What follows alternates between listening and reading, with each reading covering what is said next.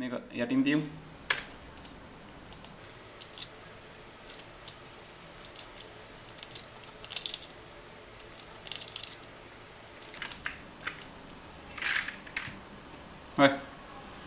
දැන් අපි කොලයක් කියලා කිසිම දෙයක් හැදුවේවත් නැහැනේ. මොඩල් කළේ නැහැ. කිසිම දෙයක් මෙතන හැදුවේ නැහැ. නිකන් හතරස් ප්ලැනර් කෑල්ලක් විතරයි මෙතන තියෙන්නේ. සෙග්මන්ට් කිසිම දෙයක් වැඩිපුර දාලා නැහැ. මේක සම්පූර්ණයෙන්ම හදලා තියෙන්නේ මේ අපි හදාගත්ත මැප් එකෙන්.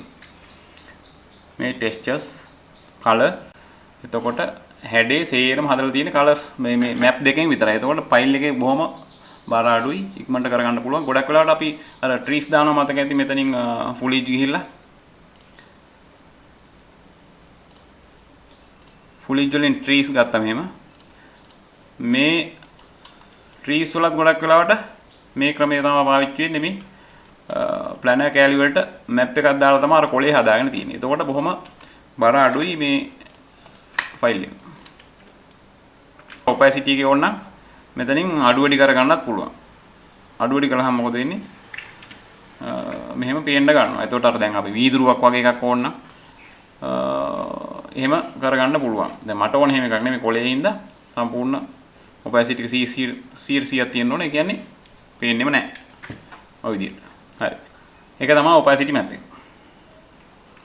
ඊට පස්සේ මම ඊළඟට තියෙනවා බම්ප් කියලා එකක්. බම්ප් කියන්නේ ගැටිත්තක්. ඔයාලා දන්නවා ඉතින් පාරවල් වල එහෙම බම්ප් තියෙන.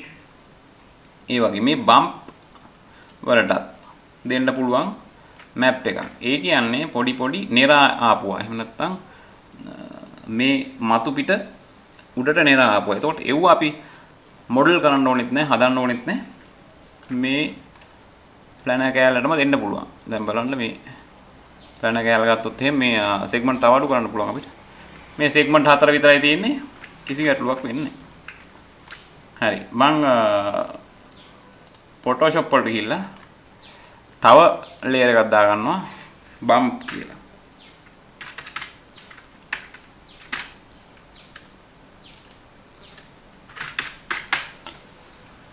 ඊට පස්සේ ඒකෙත් මම කළු පාට අරගෙන මේකේ මතු වෙන දේවල් මෙහෙම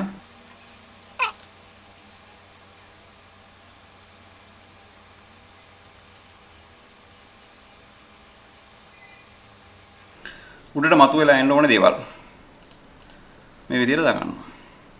ඒක විතරක් මම මේ විදිහට සේව් කරගන්නවා. JPG bump කියලා.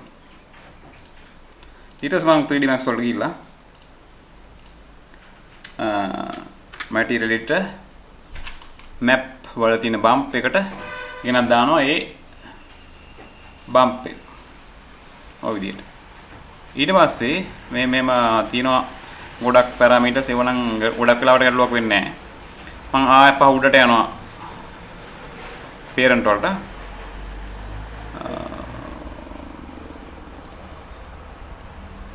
ඔය විදිහට ඔන් කරගත්තා නම් අපිට මේ විදිහට පෙන්නනවා.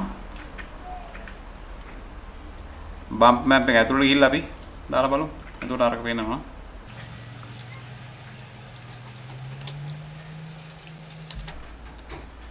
මෙන්න මේ විදිහට උඩට මතුවලා තියෙනවා. මේ විදිහට එම්බෝස් වෙලා තියෙනවා. ඒක අපි අඩු වැඩි කරගන්න පුළුවන් මේ බම්ප් එක. මෙතන 130යි තියෙන්නේ 100ට ගාන වැඩි කරගෙන. ඔහොම දෙන්න පුළුවන්. මේකෙදි නම් එච්චර අවශ්‍ය වෙන්නේ නැහැ මේ කොලේදී. ඒ වගේ දේවල්. වෙනත් දේවල් වලදී ඒක පාවිච්චි කරන්න පුළුවන්. අපිට මේක වෙන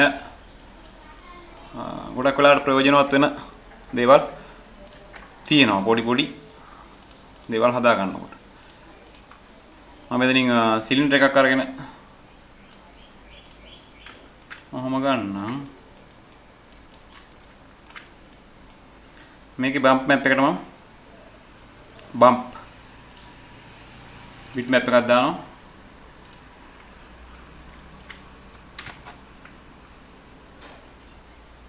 ඔය වගේ.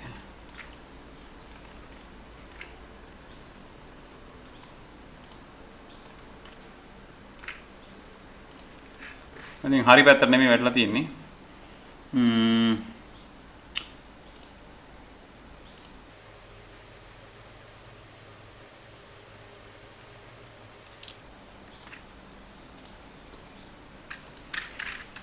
UW එකක් දාගෙන මම අනිත් පැත්ත හරවනවා.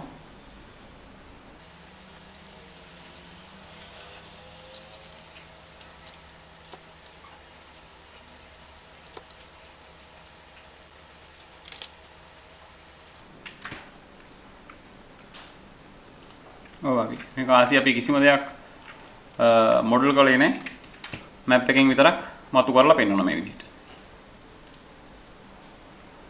වෙන එකක් දාමු. ඊට වඩා පැහැදිලි එකක්.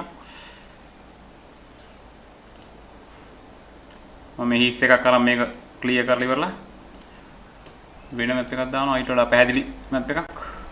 මේ වගේ.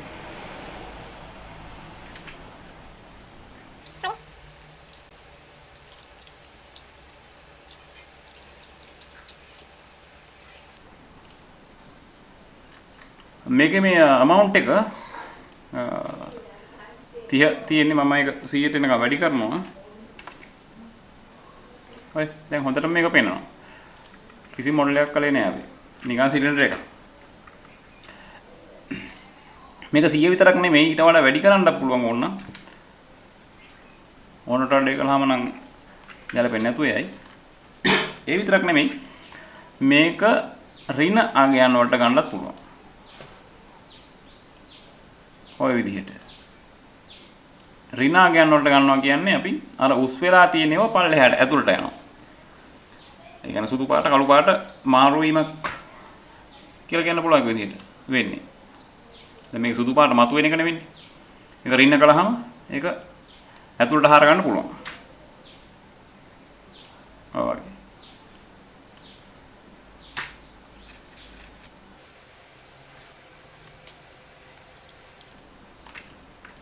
ඔය ගේම් වල වගේ සමහරක් වෙලාවට මේ බම්ප් මැප් එකෙන්ම ඔය එන්වයරන්මන්ට් පරිසරයේ තියෙන එක එක පසුබිමේ තියෙන දේවල් හදා ගන්න වෙලාවල් තියෙනවා. කඳු වැටි පවා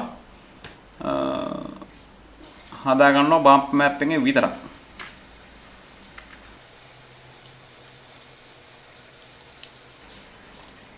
ඒකට මේ වගේ ෂේඩ් වෙන එකක් අරගෙන මේ බ්‍රෂ් එකක් ඔය විදිහට හදාගෙන යනවා. එතකොට මේ ගොඩක් තදට තියෙන තැන් මතුවෙනවා. අනික් ක්‍රමයෙන් පල්ලෙහාට යනවා. ඒ වගේ මැප් වලින් කඳු වගේ ඒවා හදන අවස්ථාවල් තියෙනවා. අපිට එහෙම ඒවා දැනට අවශ්‍ය වෙන්නේ නැහැ. ඒ වගේ තමයි බම්ප් මැප් එක වැඩ කරන්නේ.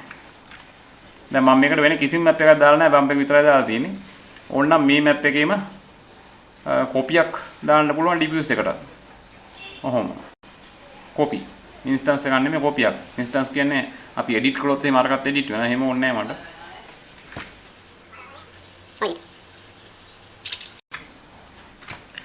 දැන් මේ වගේ කළු පාට එක පෙන්වනවා. අපි කළු පාටයි මැප් එක.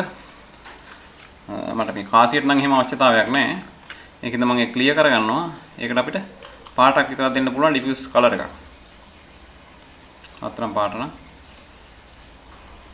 දිලිසෙන ගතිය ටික වැඩි කරගෙන ඒ වගේ හදා ගන්න පුළුවන්. හරි. ඒ බම්ප් මැප් එක. ඊට පස්සේ තව එකක් තියෙනවා ඊට යටින් රිෆ්ලෙක්ෂන් කියලා. රිෆ්ලෙක්ෂන් කියලා කියන්නේ පරාවර්තනය. පරාවර්තන මේ ඔබ්ජෙක්ට් එකට දේවල් වැටිලා පරාවර්තනය වෙන්න ඕනද? එහෙමනම් ඒ කොහොමද කොච්චරක්ද කියන එක තමයි එකෙන් කියන්නේ. ටීපොට් එකක්ම ගමු. මම මේකට මැටීරියල් එකක් දෙනවා. මේ අර අපි කොපි කරපුවත් හින්දා මේකේ නම් වල ගැටලු වෙනවා. ඒකද මේක රිප්ලේස් කරනවද කියන්නේ. මම රීනේම් කරනවා මේක. සෙරමික් හරි මොකක් හරි දාන්න. එහෙම නම් දාගෙන ගියාම හොඳයි. නැත්නම් පැටලෙනවා මේක. ඔය විදිහට දාගන්න. දැන් මම මේකේ කලර් එකක් එහෙම දාගන්න පුළුවන්. අර විදිහටම දාගෙන. ඊට පස්සේ මැප් වල රිෆ්ලෙක්ෂන් කියන එකට මැප් එකක් දානවා. එතකොට බිට්මැප් දාලා හරියන්නේ නැහැ. මේකට අපි දාන්න ඕනේ මොකක් හරි ක්‍රමයක්. ඒ කියන්නේ මේ පරාවර්තනය වෙන ක්‍රමය මොකක්ද කියන එක දෙන්න ඕනේ. එතකොට මෙතන ක්‍රමයක් තියෙනවා යටින්ම reflect refract flat mirror ඒ වගේ ඒවා තියෙනවා. ඊට පස්සේ තව තියෙනවා ray trace කියලා එකක් මෙතන උඩින්. ඒවා දෙන්න පුළුවන් මේකට.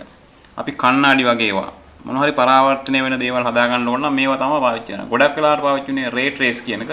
ඒ කියන්නේ මේ ray කිරණයන් trace කරලා. කොහොමද යන්නේ කියන එක ගණනය කරලා ගන්න ක්‍රමයක්.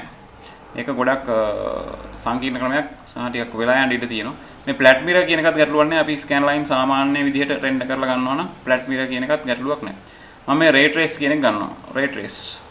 ඕකේ. ඊට පස්සේ මේකෙත් එක පෙන්නනවා අපිට ඕන නම් background on කරගන්නත් පුළුවන්. එතකොට මේ වගේ පෙන්නනවා අමුත්තක් වෙලා තියෙනවා. ඒකෙත් අපිට parent ගිහින් ඉවරලා මේකේ කොච්චර ප්‍රමාණයක්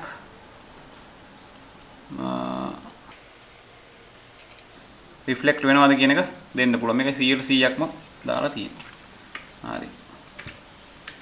දැන් මේක රෙන්ඩර් කරලා බලුවොත් මේ අවට තියෙන ඒවා මේකෙන් පරාවර්තන වෙලා පේනවා. ඔය විදිහට.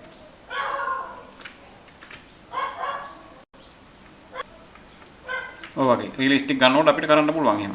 දැන් මේකේ මට එච්චරම කන්නඩියක් වගේ පරාවර්තනය වෙන්න ඕනේ නැති හින්දා මම මේක අඩු කර ගන්නවා 30ක් විතර අඩු කරලා ලාවට පේන විදිහට හදා ගන්න පුළුවන්.